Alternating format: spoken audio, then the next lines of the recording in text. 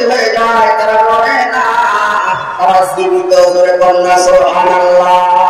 আমার ভাইরা, এই যে কারবালার ইতিহাস বললাম, ইমাম হোসেন চলে আসতেছে, আস্তে আস্তে কারবালার প্রান্তরে চলে আসছে। রাত হয়ে গেছে, তাবুতে পড়ে গেছে। আবু বকর পরে বলতেছে, এটা কোন জায়গা? মানুষদেরকে জিজ্ঞাসা করছে, এটা কোন জায়গা? তখন তাবু করার সময় গাছের ডাল কাটে, রক্ত বাড়ায়, মাটি খুঁড়ে রক্ত বাড়ায়। জিজ্ঞাসা করছে, ভাই এটা কোন জায়গা? বলে এই জায়গার নাম হচ্ছে কারবালা। আল্লাহু আকবার। ও আমার সাথীরা, ও আমার বন্ধুরা, আপনারা কাফেলায় রওনা করেছিলেন, এখানে তাবু গরম, আমার মায়ের দোয়া কবুল হয়েছে, এই কারবালার ময়দানে আমি শহীদ হয়ে যাব। তাবু করা হলো। আমার ভাইরা, একদিন, 2 দিন, 3 দিন, প্রথম রাত্রে খবর পেয়েছে জিব্রাইল, তারা 4000 সৈন্য নিয়ে হোসাইনকে ঘেরাও করে ফেলেছে। সকালবেলা আল্লাহ কোরআন তেলাওয়াত করতেছে, পানি নাই, তাবুতে কোনো পানি নাই। এদিকে নদীর মধ্যে পানি আছে, পানি আছে, কিন্তু পানি দেয় না।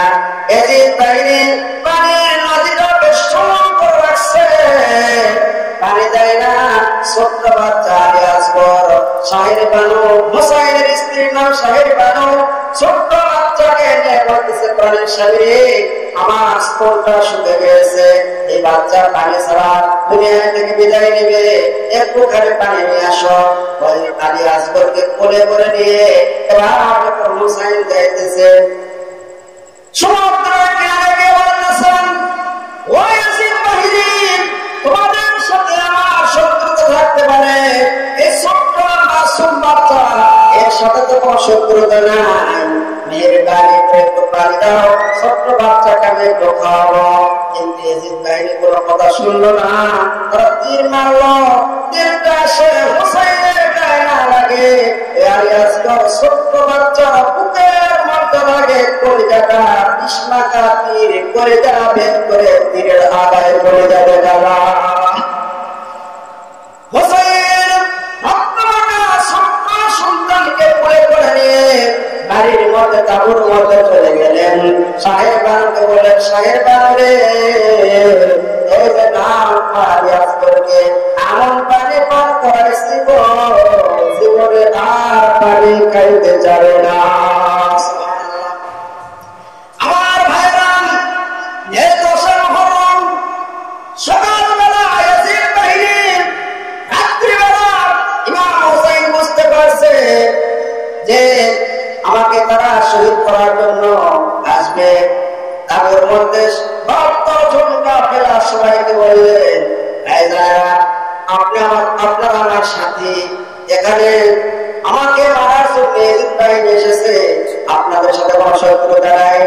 তারপর মধ্যেকার বাতি নিভাইয়া দিয়েছে, সেই দিক থেকে চলে যাও, তোমাদের কারো এখানে থাকার দরকার নেই, চলে যাও, নিজেদের জীবন বাঁচাও।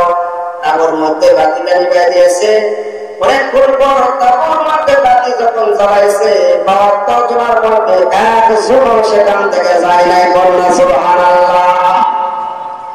সবগুলো সাথী সঙ্গীত বাজার বলেন, হোসেন আজকে বিপদের মুহূর্তে আপনাকে রাখে আমরা চলে যাব না, না, না, কিয়ামতের দিন বিশ্ব নবীর সামনে আমাদের মুখ দেখাইতে পারবো না। সুবহানাল্লাহ। আমার ভাইরা, কেমন আশিক রাসূল ছিলেন? মুহররমের 10 তারিখে সকালবেলা ইয়াজিদ বাহিনী এসে হোসাইনকে বলতে, যুদ্ধ করো। হোসাইন বলতেছে, না, আমি যুদ্ধ করতে আসি নাই, আমি এসেছি আমাকে দাওয়াত দিয়ে আসা হয়েছে। আমার সামনে উপবিষ্ট আছেন বাংলার প্রত্যন্ত অঞ্চল হইতে আগত দিনদার, পরহেজগার, ইমানদার, পিতৃতুল্য মুরব্বী কেরাম, বন্ধুতুল্য যুবক ভাইরা, পর্দার আড়ালে বসে আছেন অবলা সরলা আমার মা ও বোনেরা, সকলের কাছে আমার সালাম। আসসালামু আলাইকুম ওয়া রাহমাতুল্লাহি ওয়া বারাকাতুহু। আপনারা সকলে কেমন আছেন? আলহামদুলিল্লাহ। লাখ দরুদ সালাম বর্ষিত হোক আকা ইমানদার তাবিদার মদিনা আহমদ মুস্তাফা মুহাম্মদ মুস্তাফা যে নবীকে সৃষ্টি না করলে সমস্ত আসমান জমিন চন্দ্র সূর্য গাছপালা তরলতা বৃক্ষলতা কোন কায়নাতের আল্লাহ পাক কোনো কিছু সৃষ্টি করতেন না, সেই বিশ্ব নেতা বিশ্ব মানবের উপরে দরুদ ও সালাম প্রেরণ করি সকলের অন্তরে অন্তরস্থল থেকে দিল থেকে মন থেকে কলিজায় থেকে পড়ে নেই সাল্লাল্লাহু আলাইহি ওয়াসাল্লাম।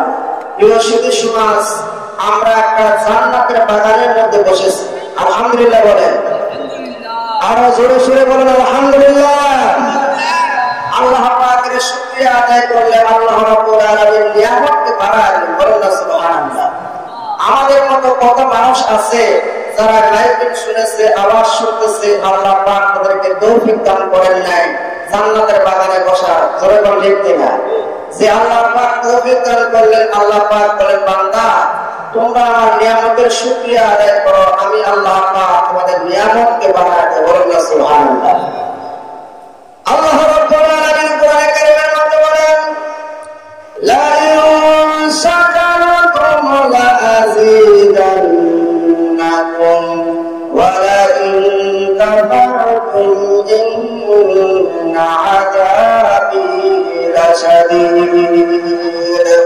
আল্লাহ রাব্বুল আলামিন বলেন বান্দা যখন নিয়ামত পায়, নিয়ামত পাওয়ার পরে বান্দা যখন নিয়ামতের শুকরিয়া আদায় করে লাযিদান্নাকুম অবশ্যই রব্বুল আলামিন বান্দার নিয়ামত বাড়ায় দেবে, সুবহানাল্লাহ। আমার ভাইরা, আমাদের মতো কত মানুষ আছে যারা মাইকে শুনেছে, আওয়াজ শুনতে পেয়েছে, কোরআনের মাহফিলে বসার তৌফিক দেওয়া হয় নাই।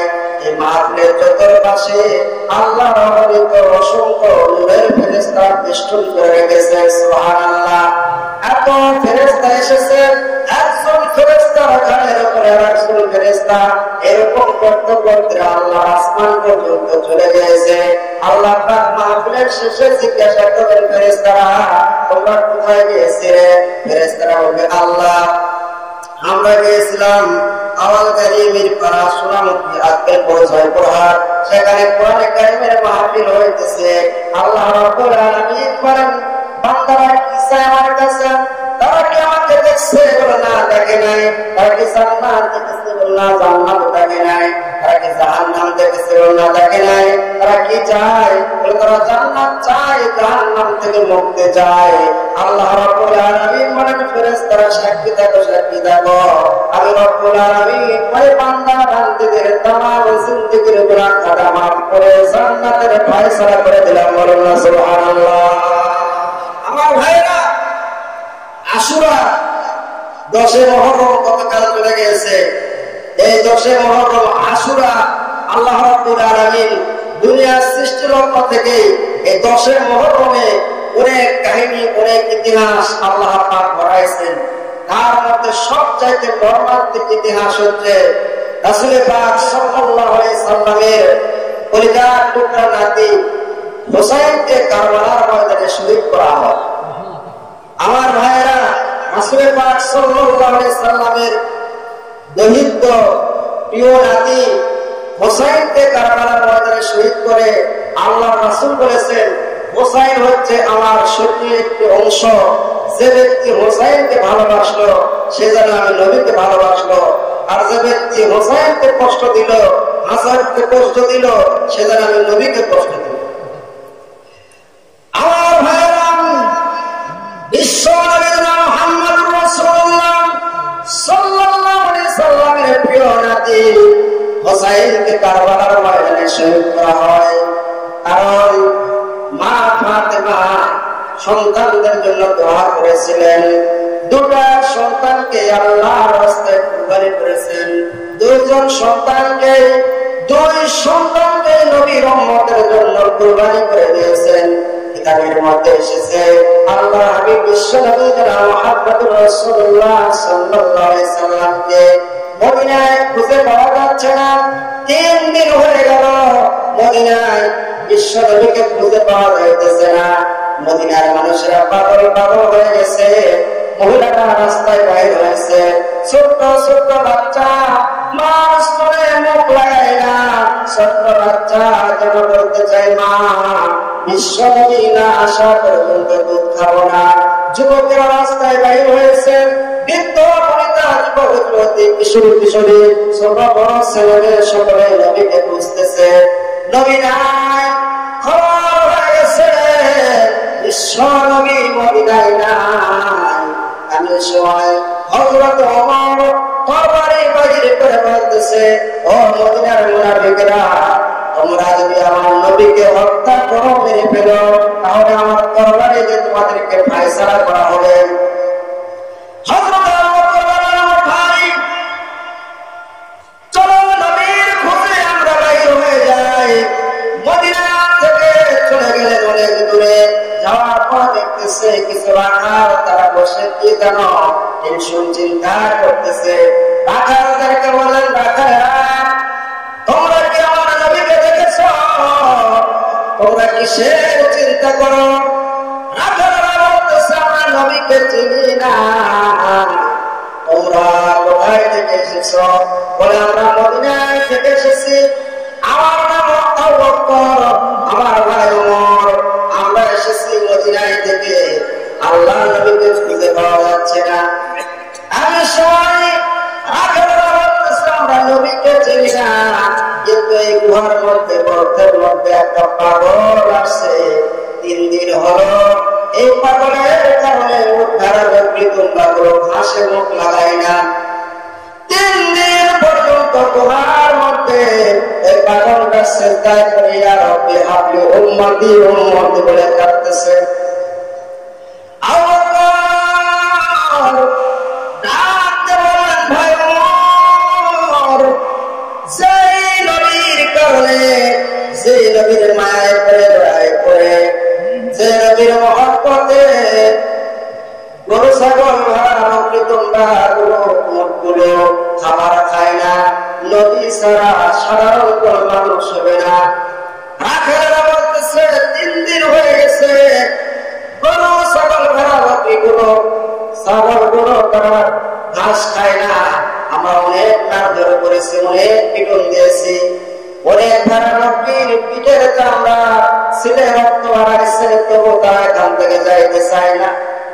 হযরত ওমর আবু বকর গুহার কিনারে গেলেন, যা দেখতেছেন আল্লাহর নবী বিশ্বনবী মুহাম্মদুর রাসূলুল্লাহ সাল্লাল্লাহু আলাইহি সাল্লাম সিজদায় পড়ে উম্মতের জন্য কান্দে, বলেন সুবহানাল্লাহ। হযরত আবু বকর ডাক মারছেন, ইয়া রাসূলুল্লাহ, ইয়া হাবিবাল্লাহ, আমি আপনার আবু বকর, আমি আপনার হিজরতের সাথী। গুহার মধ্যে আমার উরুতে মাথা দিয়ে আপনি শুয়েছিলেন, আপনি হিজরত করবেন আমাকে 6 মাস আগে বলেছিলেন। নবী গো, আপনি মদিনায় আসবেন, আমার কেন আপনি বললেন না? ও নবী, আপনার উম্মতের জন্য কাঁদতে হবে না। আপনি বলেছেন আমার এক রাতের নেকি তামাম দুনিয়ার সমস্ত মানুষের নেকি বিরাট পাল্লায় করা হয়, আমার এক রাতের নেকির পাল্লা ভারী হয়ে যাবে। আমি কথা দিলাম, ওয়াদা করলাম, আমার তামাম জিন্দেগির সমস্ত নেকি আপনার উম্মতের জন্য আমি ওয়াকফ করে দিলাম। নবী মাথা উঠাইলেন। আমি সময় হযরত ওমর রাসূলুল্লাহ সাল্লাল্লাহু আলাইহি সাল্লামকে ডাকতে বলতেছেন, ইয়া রাসূলুল্লাহ, ইয়া হাবিবাল্লাহ, আমি আপনাকে হত্যা করার জন্য এসেছিলাম তরবারি নিয়ে। নবী গো, আপনার সুন্দর চেহারা দেখে কোরআন শুনে আমি পাগল হয়ে যাই, মুসলমান হয়েছি গো নবী। ও নবী, আমার তামাম জিন্দেগির সমস্ত আমল যত নেকি আছে আপনার উম্মতের জন্য আমি ওমর ওয়াকফ করে দিলাম। সুবহানাল্লাহ। আমার ভাইরা, বিশ্বনবী মুহাম্মদুর রাসূলুল্লাহ সাল্লাল্লাহু আলাইহি সাল্লাম মাথা উঠায় না। আমি সময় আবু বকর বলতেছে, চলো আমরা মদিনায় ফিরে যাই, মদিনায় গিয়ে সাহাবীদেরকে নিয়ে আসি, তাহলে নবী ভয় মাথা উঠাইবে। আমরা সবাই আবু বকর বলতেছে, না, মদিনায় থেকে সাহাবী নিয়ে আসলে নবী মাথা উঠাইবে না। দুইজন মানুষকে নিয়ে আসলে বিশ্ব নবী মানব বলেন না সুবহানাল্লাহ।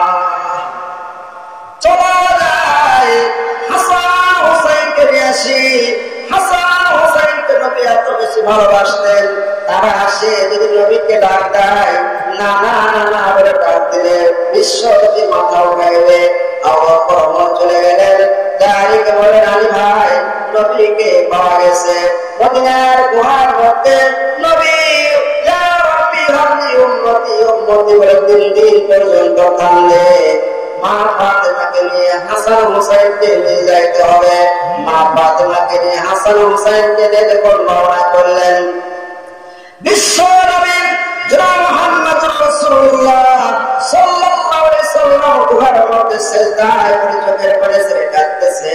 আমি সময় মা ফাতেমা বলতেছেন, মা বাবা গো, ও বাবা তুমি মা আমার তুমি কান্না ভুলে গেলে রে বাবা।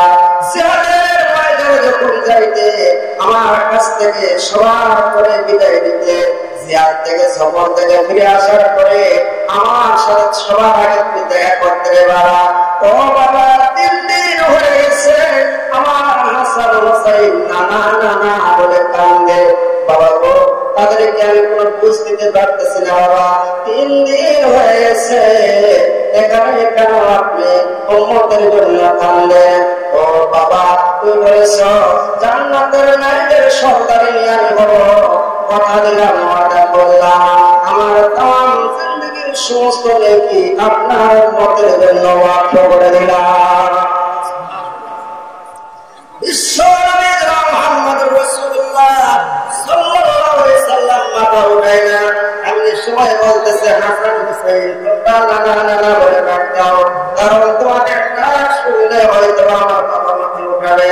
আমি সময় হাসান ডান দিকে হোসেন ডান দিকে না না না বলে ডাকতেছে, না না গো ও না না আমাদেরকে তুমি না দেখলে থাকতে পারো না।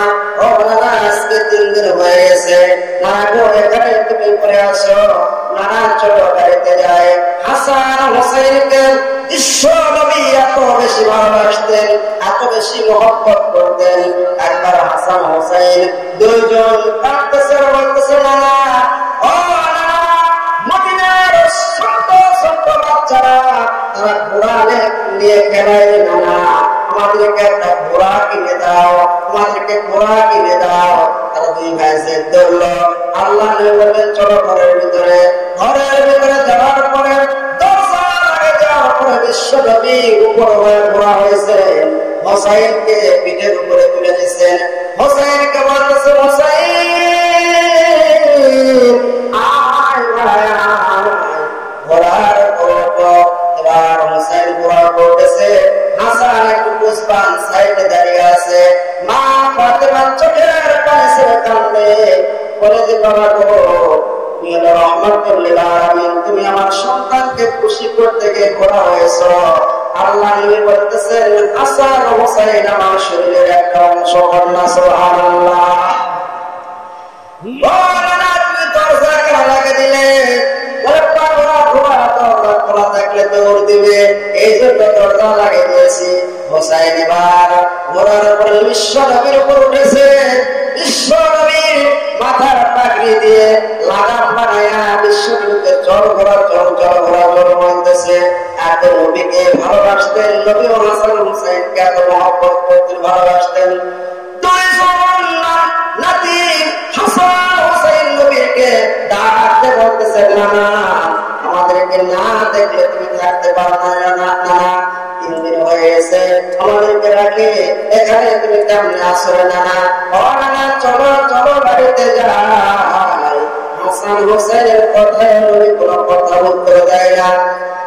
হাসান হোসেন ডাকতে বলে না না তুমি বলেছো আমরা হলো জান্নাতের যুবকদের সর্দার সাইয়্যিদা, আমরা হলো সাইয়্যিদা শাবাবি আহলিল জান্নাহ, আমরা জান্নাতের যুবকদের সর্দার হব। মুহাম্মাদের জন্য কাঁদতে হবে না, কথা দিলাম ওয়াদা করলাম আমাদের তামাম জিন্দেগির সমস্ত আমল আপনার উম্মতের জন্য ওয়াকফ করে দিলাম। বলুন না সুবহানাল্লাহ। সাইয়্যিদুনা মুহাম্মদুর রাসূলুল্লাহ সাল্লাল্লাহু আলাইহি সাল্লাম কোনো কথা বলে না।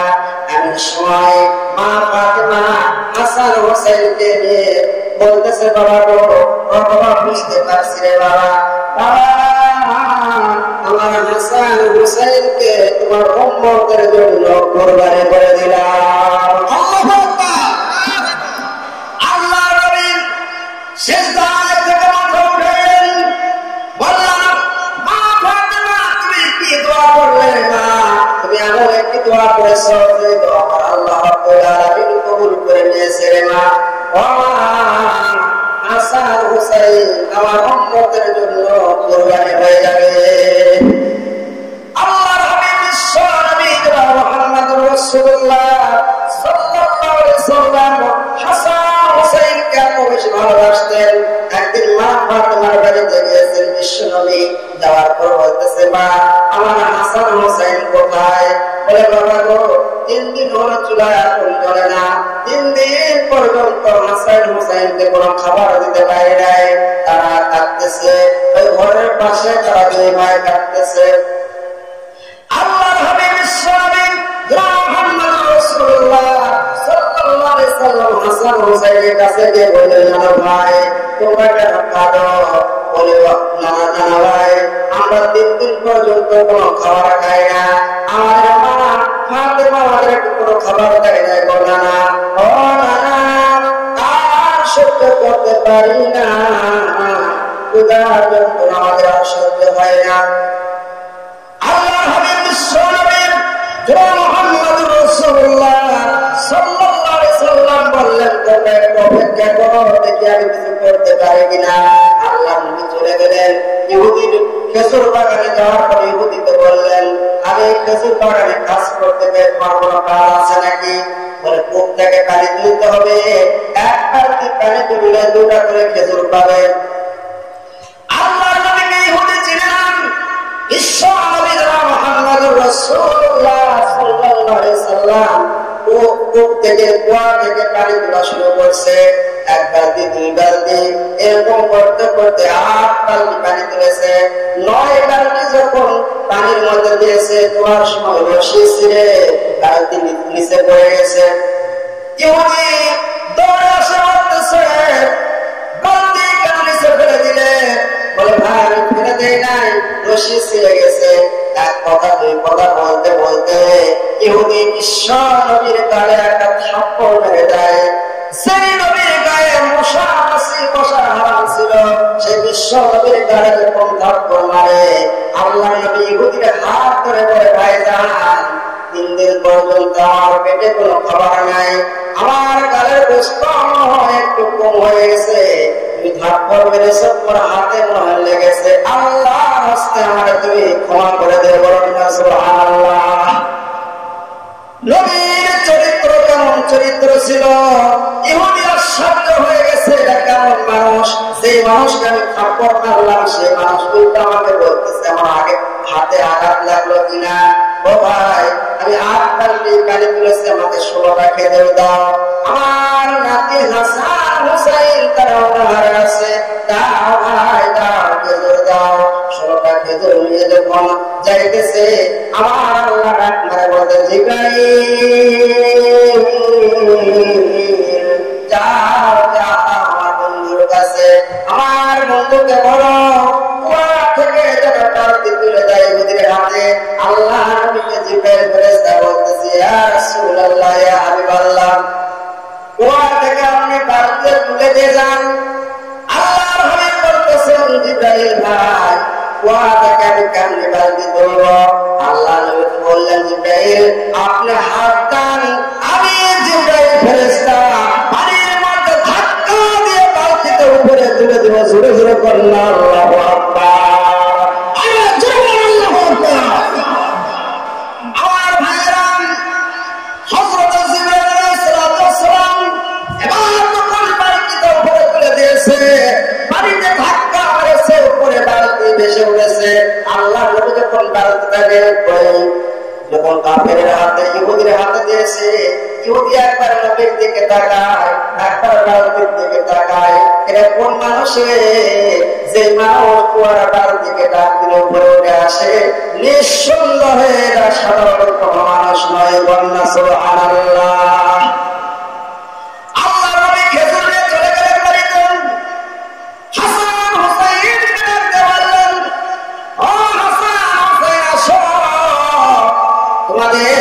খেজুর নিয়ে আসছি, খাবার নিয়ে আসছি।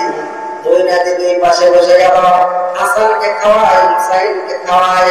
আমি সৈহুদি বাগানের মধ্যে বসে বসে চিন্তা করতেছে, এটা কোন মানুষ রে, যে মানুষকে থাপ্পড় মারলে বলে আমার হাতে আঘাত লাগছে কিনা। আবার তার দিকে তার দিকে তার দিকে উপরে উঠে আসে।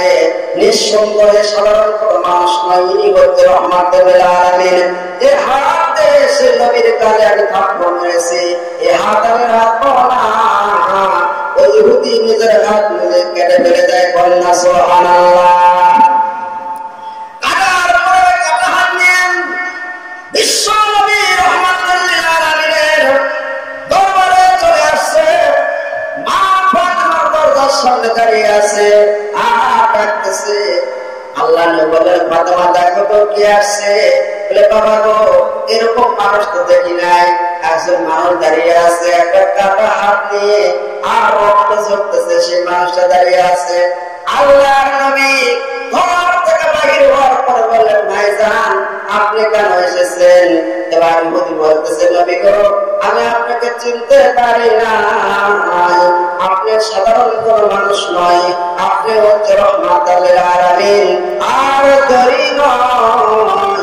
আমি এসেছি আপনার হাতে হাত রেখে কালিমা পড়ার জন্য। লা ইলাহা ইল্লাল্লাহু মুহাম্মাদুর রাসূলুল্লাহ। লা ইলাহা ইল্লাল্লাহ, জোরে লা ইলাহা ইল্লাল্লাহ, লা ইলাহা ইল্লাল্লাহ, ইল্লাল্লাহ, লা ইলাহা ইল্লাল্লাহ, লা ইলাহা ইল্লাল্লাহ, লা ইলাহা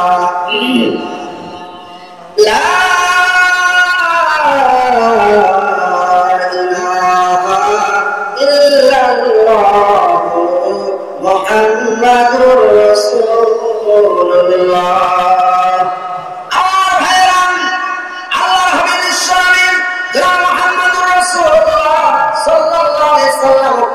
সে পক্ষ থেকে মাথা উঠানোর পর বললেন, ও মা ফাতেমা, তুমি কি দোয়া করলে রে মা? আমার আল্লাহ যে দোয়া কবুল করে নিয়েছে। হাসান হোসেন দুই ভাই, তারা আল্লাহর রাস্তায় কুরবানি হয়ে যাবে। হাসানকে বিষ পান করে হত্যা করা হবে, শহীদ করা হবে, আর হোসেনকে কারবালার ময়দানে তাকে শহীদ করা হবে। এবার আল্লাহর হাবিব বিশ্বনবী মুহাম্মদুর রাসূলুল্লাহ সাল্লাল্লাহু আলাইহি সাল্লাম দুই নাতিকে বুকের সাথে জড়ায়া চোখের পানি ছেড়ে কাঁদতেছে, আর আল্লাহর কাছে দোয়া করতেছে, আমার হাসান হোসেনকে আল্লাহ ধৈর্য ধরার তৌফিক দান। আমার ভাইরা, আল্লাহ দোয়া কেমনে কবুল করেছে। ঈদের দিন সকালবেলা সব ছেলেরা, মদিনার ছেলে মেয়েরা নতুন নতুন জামা কাপড় পরে তারা ঈদের মাঠের দিকে যাইতেছে। এবার হাসান হোসেন মার কাছে এসেছে, মা, সব ছেলে মেয়েরা মা তারা ঈদের জামা পরে যায় রে মা, মা গো আমাদেরকে নতুন জামা দাও রে মা। মা ফাতেমা চিন্তার মধ্যে পড়ে গেল, আমি কেমনে জামা দিব? জামা দেওয়ার মতো সমর্থ নাই। বলছে, বাবা জামা বানাই দিতেছি, জামা আসবে রে বাবা, চিন্তা টেনশন করো না। এবার হাসান হোসেন বলতেছে, আমাদের মা কোনদিন মিথ্যা কথা বলে না। এবার মা ফাতেমা ঘরের মধ্যে গিয়ে নামাজ পড়ে আল্লাহর দরবারে ডাক মারছে, আমার ছোট্ট ছোট্ট বাচ্চা হাসান হোসেনকে বলেছি তাদেরকে জামা দিব রে আল্লাহ, আমার তো জামা দেওয়ার সমর্থ নাই রে আল্লাহ। এই বলে চোখের পানি ছেড়ে কাঁদতেছে। কে যেন দরজার সামনে আসে বলতেছে, হাসান হোসেন বাড়িতে আসো, তোমাদের জমা হয়ে গেছে। দুই ভাই বাইরে চলে আসুন। হাসান হোসেন দুইজন যখন বাইরে দৌড়ে গেলেন, বলতে কে কোন জামা নেবে? একটা লাল জামা আর একটা নীল রঙের জামা। হাসান বলতেছে, আমি নীল রঙের জামা নেব। হোসেন বলতেছে, আমি লাল রঙের জামা নেব। দুই জামা নিয়ে যখন বাড়ির মধ্যে আসছে, মা ফাতেমা বলতেছে, বাবা রে, তোমার জামা কই পাইলা?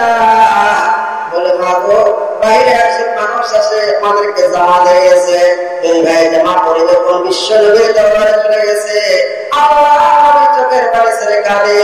মা ফাতেমা বলতেছে, বাবা আপনি কেন কাঁদেন? বলে, মা রে, এই যে তুমি জমা করেছে, দুনিয়ার কোন মানুষ তাদেরকে জমা দেয় নাই।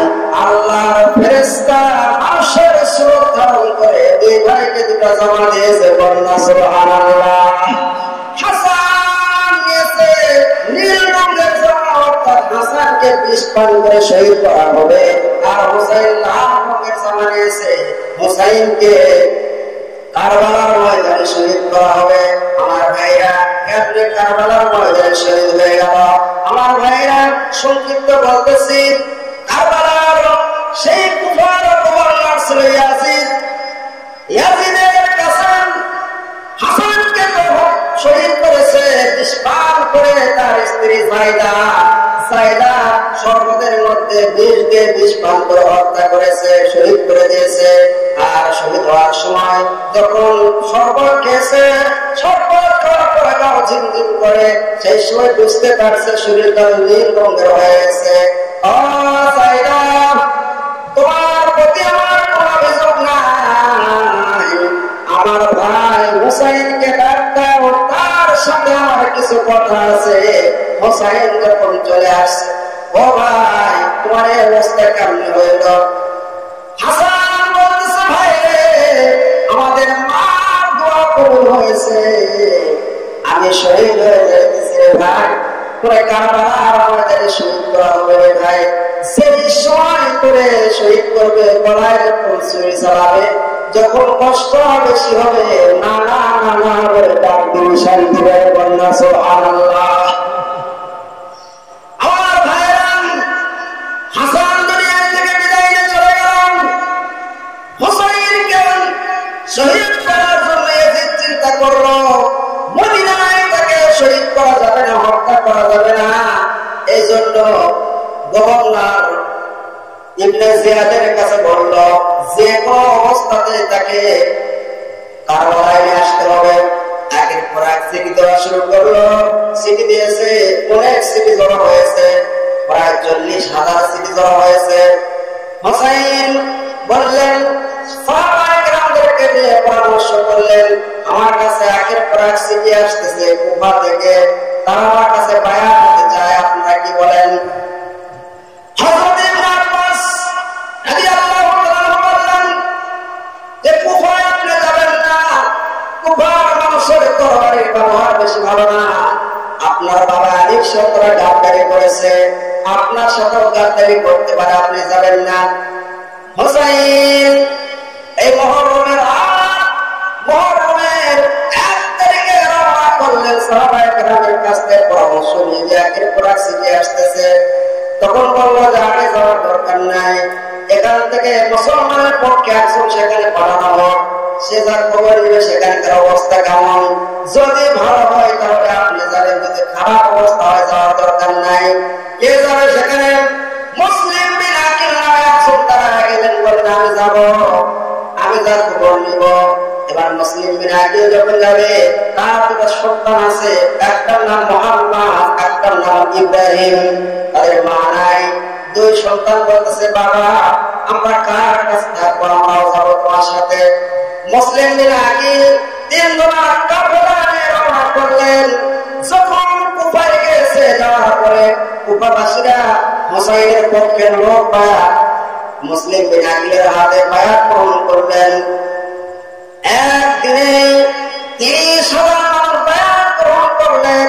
এবার মুসলিম বিন আকিল সিটি লাগলেন, হুসাইন কুফার মানুষরা তোমার জন্য পাগল, চলে আসো। সিটি পাওয়া মাত্র সিটি যখন দিয়েছে, এদিকে ইয়াজিদ খবর পাইছে যে সিটি দেওয়া হয়ে গেছে, হুসাইন আসতেছে। মুসলিম বিন আকিল শাহী জামে মসজিদের ভিতর থেকে কাঁধে বাহির করে মসজিদের বারান্দায় জমা করে দেওয়া হলো, শহীদ করে দেওয়া হলো। ছোট্ট ছোট্ট 2 বাচ্চা, মুহাম্মদ, ইব্রাহিম, তারা 2 ভাই কাঁদতেছে, বলতেছে, ভাই রে, তোমাদের বাবাকে শহীদ করেছে, আমাদের কোথাও শহীদ করে, চলো আমরা এখান থেকে পালায় যাই। ইয়াজিদ বাহিনী বলল, যদি মুহাম্মদ এবং ইব্রাহিম মুসলিম বিন আকিলের 2 সন্তানকে ধরে দিতে পারো, তাহলে পুরুষ পুরস্কার দেওয়া হবে। এই পুরস্কারের আশায় মানুষেরা পাগল হয়ে গেছে। তারা মুসলিম বিরাগিনের 2 সন্তানকে ধরার জন্য তারা এরকম বাইর হয়েছে। 2টা সন্তান ছোট ছোট বাচ্চা, 10 বছর 12 বছরের সন্তান। তারা সারাটা দিন জঙ্গলের মধ্যে থাকে আর রাত্রে মদিনার পথ ধরে আর তাকে আর বলে মদিনার পাখি হোসাইনকে খবর দিবি রে, হোসাইন যখন আসে কুফার মানুষের তরবারি পাবো আর ভালো না। তোমার ভাইরা সারা রাত দৌড়াইছে, রাত হয়ে গেছে, তারা যাইতে পারে না। একটা খেজুর বাগানের মধ্যে শুয়ে আছে। ওই বাগানের মালিকের নাম ছিল হারেস। ওই হারেস খুঁজতেছে এই 2 সন্তানকে পুরস্কার পাওয়ার আশায়। হারেসের স্ত্রী সকালবেলা বাগান দেখতে আসছে। আসার পরে দেখতেছে বাগানের মাঝখানে যেন একটা পূর্ণিমার চাঁদ 2টি উদয় হয়ে আছে। বন্যা সুবহানাল্লাহ। ওই যে মুসলিম বিরাগিনের 2 সন্তান মোহাম্মদ ইব্রাহিম ঘুম থেকে জাগ্রত হয়েছে। ওঠার পরে দেখতেছে মদিনার এই যে কুফাবাসী মহিলা পায়ে পড়ে গেছে, আপনি আমাদের মা লাগেন, আমাদের মা নাই, আমাদেরকে হত্যা করে ফেলবে, শহীদ করে দিবে, আপনি আমাদের জীবনটা বাঁচান। সেই সময় মহিলার অন্তরে আমার দয়া লেগে গেল, মায়া লেগে গেল। এ বাবা, তোমরা যদি এই বাগানের মধ্যে থাকো তাহলে তোমাদেরকে এখান থেকে ধরে নিয়ে যাবে। চলো আমার গাড়িতে চলো, আর গাড়িতে থাকবে, রাত্রিবেলা আমি নিজে তোমাদেরকে রাস্তা দেখে দিব।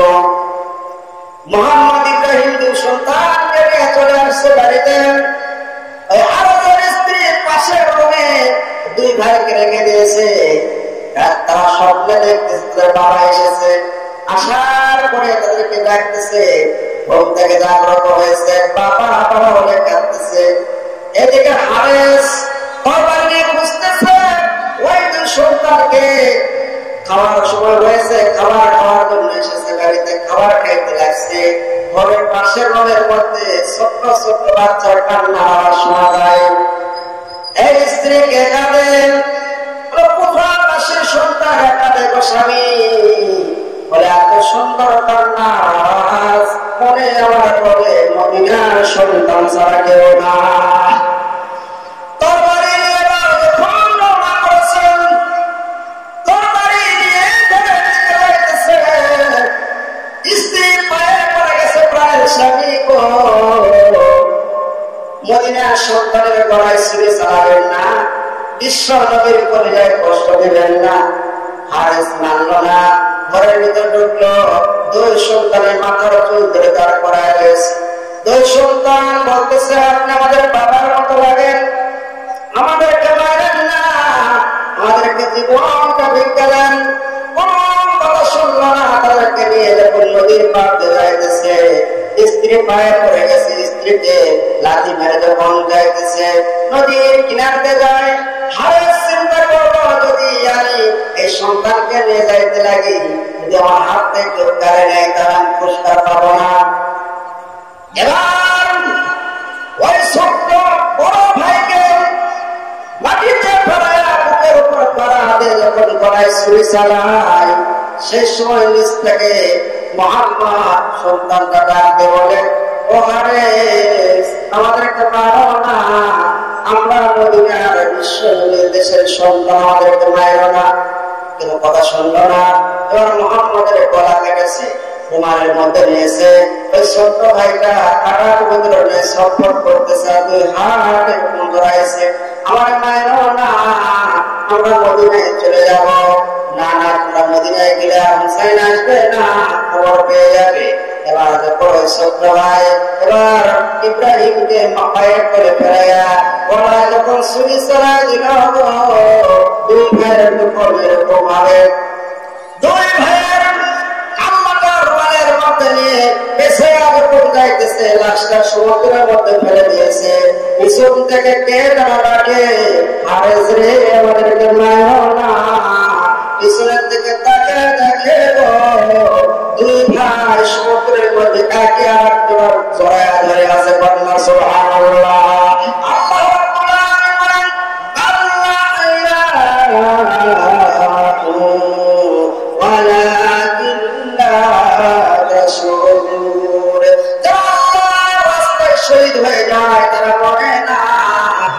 জীবিত জোরে কন্যা সুবহানাল্লাহ। আমার ভাইরা, এই যে কারবালার ইতিহাস বললাম, ইমাম হোসেন চলে আসতেছে, আস্তে আস্তে কারবালার প্রান্তরে চলে আসছে, রাত হয়ে গেছে, তাবু যখন গেছে, তাবু গাড়ার পরে বলতেছে এটা কোন জায়গা? মানুষদেরকে জিজ্ঞাসা করছে এটা কোন জায়গা? তখন তাবু গাড়ার সময় গাছের ডাল কাটে, রক্ত বাড়ায়, মাটি খুঁড়ে রক্ত বাড়ায়, জিজ্ঞাসা করছে ভাই এটা কোন জায়গা? বলে এই জায়গার নাম হচ্ছে কারবালা। আল্লাহু আকবার। ও আমার সাথীরা, ও আমার বন্ধুরা, আপনারা কাফেলারে রওনা করেছিলেন, এখানে তাবু গরম, আমার মায়ের দোয়া কবুল হয়েছে, এই কারবালার ময়দানে আমি শহীদ হয়ে যাব। তাবু করা হলো। আমার ভাইরা, একদিন, দুই দিন, তিন দিন, প্রথম রাত্রে খবর পেয়েছে জিব্রাইল তারা 4000 সৈন্য নিয়ে হোসাইনকে ঘেরাও করে ফেলেছে। সকালবেলা আল্লাহ কোরআন তেলাওয়াত করতেছে, পানি নাই, তাবুতে কোনো পানি নাই, এদিকে নদীর মধ্যে পানি আছে, পানি আছে, কিন্তু পানি দেয় না। এদিন পানির নদীটা বেশ সময় করে রাখছে, পানি দেয় না। ছোট্ট বাচ্চা আলী আসগর, শাহের বানু, হোসাইনের স্ত্রীর নাম শাহের বানু, ছোট্ট বাচ্চাকে নিয়ে বলতেছে প্রাণের স্বামী, আমার স্তনটা শুকে গেছে, এই বাচ্চা পানি ছাড়া দুনিয়া থেকে বিদায় নিবে, একটুখানি পানি নিয়ে আসো। ওই আলী আসগরকে কোলে করে নিয়ে এবার হোসাইন যাইতেছে। সমুদ্রের কিনারে কে বলতেছেন, ও ইয়াসির বাহিনী, তোমাদের সাথে আমার শত্রুতা থাকতে পারে, এই ছোট্ট মাসুম বাচ্চা, এর সাথে তো কোনো শত্রুতা নাই, মেহেরবানি করে একটু পানি দাও, ছোট্ট বাচ্চাকে আমি একটু খাওয়াবো। কিন্তু ইয়াসির বাহিনী কোনো কথা শুনলো না, তারা তীর মারলো, তীরটা সে হোসাইনের গায়ে না লাগে, আলী আসগর ছোট্ট বাচ্চার বুকের মধ্যে লাগে, কলিজাটা বিষ্ণাকা তীর কলিজা বের করে তীরের আগায় কলিজা দেখালা। হোসেন ভক্তরা ছোট্ট সন্তানকে কোলে করে নিয়ে বাড়ির মধ্যে তাঁবুর মধ্যে চলে গেলেন। শাহের বানুকে বললেন, শাহের বানু রে, এই যে নাম আলী আসগরকে এমন পানি পান করাইছি গো, জীবনে আর পানি খাইতে চাবে না। আমার ভাইরা, এই 10 মুহররম সকালবেলা ইয়াজিদ বাহিনী, রাত্রিবেলা ইমাম হোসেন বুঝতে পারছে যে আমাকে তারা শহীদ করার জন্য আসবে।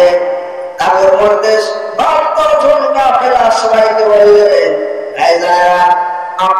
আপনারা আমার সাথী, এখানে আমাকে মারার জন্য ইসরায়েল এসেছে, আপনাদের সাথে কোনো শত্রুতা নাই। তারপর মধ্যেকার বাতি নিভাইয়া দিয়েছে, সেই দিক থেকে চলে যাও, তোমাদের কারো এখানে থাকার দরকার নেই, চলে যাও, নিজেদের জীবন বাঁচাও। তারপর মধ্যে বাতিটা নিভাইয়া দিয়েছে। অনেকক্ষণ পর তারপর মধ্যে বাতি যখন জ্বলাইছে, 72 জনের মধ্যে একজনও সেখান থেকে যায় নাই। বলনা সুবহানাল্লাহ। সবগুলো সাথী সঙ্গীত বাজার বলেন, হোসেন আজকে বিপদের মুহূর্তে আপনাকে রাখে আমরা চলে যাব না, না, না, কিয়ামতের দিন বিশ্ব নবীর সামনে আমাদের মুখ দেখাইতে পারবো না। সুবহানাল্লাহ। আমার ভাইরা, কেমন আশিক রাসূল ছিলেন? মুহররমের 10 তারিখে সকালবেলা ইয়াজিদ বাহিনী আসছে, হোসাইনকে বলতে যুদ্ধ করো। হোসাইন বলতেছে না, আমি যুদ্ধ করতে আসি নাই, আমি এসেছি আমাকে দাওয়াত দিয়ে নিয়ে আসা হয়েছে, যুদ্ধ করবো না। এবার যুদ্ধ শুরু হয়ে গেল, ইমাম হোসাইনকে মারা শুরু করে দিল, এক এক করে সবগুলো সাহাবী শহীদ হয়ে গেল। এখন আছে 2 জন, জয়নুল আবেদিন আর হোসাইন। জয়নুল আবেদিন বিমারি, আর আলী আকবর একজন ছিল, হোসাইনের একটা ছেলে ছিল আলী আকবর। আলী আকবর ডাকতে বসে, আমার ভাইয়ের অবস্থা কে করেছে রে ভাই? ইয়াজিদ বাহিনী আমার ভাইকে শহীদ করে দিয়েছে, মা গো বিদায় দাও, আমি যাবো জিহাদের ময়দানে।